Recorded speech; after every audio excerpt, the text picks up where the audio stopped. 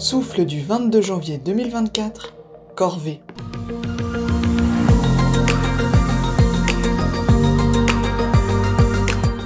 Allez, on prend les mêmes et on recommence.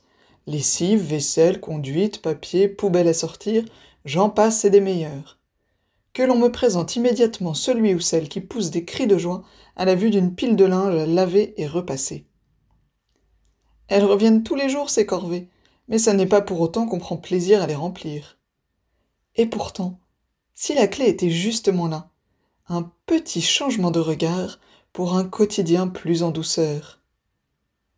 Oui, j'ai une fois de plus un repas à cuisiner, mais quelle chance, ma maison est pleine de personnes que j'aime et à qui je peux manifester cet amour en prenant soin d'eux. Il est possible de choisir de remplir chaque petit geste du quotidien, aussi anodin soit-il, d'une dose d'amour, y compris envers soi-même.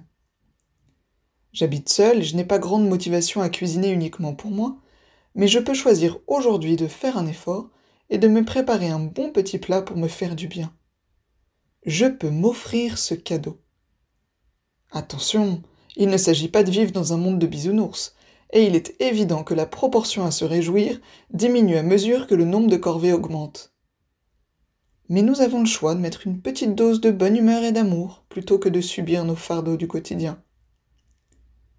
Croyant ou non croyant, dans la Bible, Dieu te dit « À ceux-ci, tous reconnaîtront que vous êtes mes disciples si vous avez de l'amour les uns pour les autres. » Cet amour peut s'exprimer par de grandes déclarations, mais se prouve par les 1001 attentions du quotidien.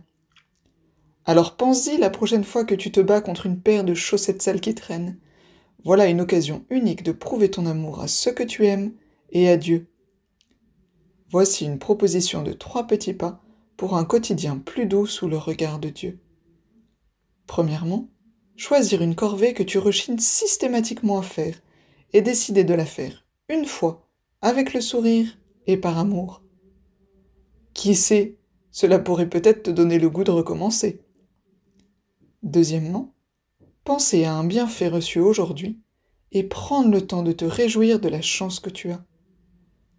Troisièmement, remercier Dieu pour un cadeau qu'il t'a fait depuis que tu le connais. Si rien ne te vient à l'esprit, c'est l'occasion de lui demander de quelque chose de précis et de garder les yeux et le cœur ouverts pour recevoir. Belle semaine à choisir par amour les corvées de chaque jour.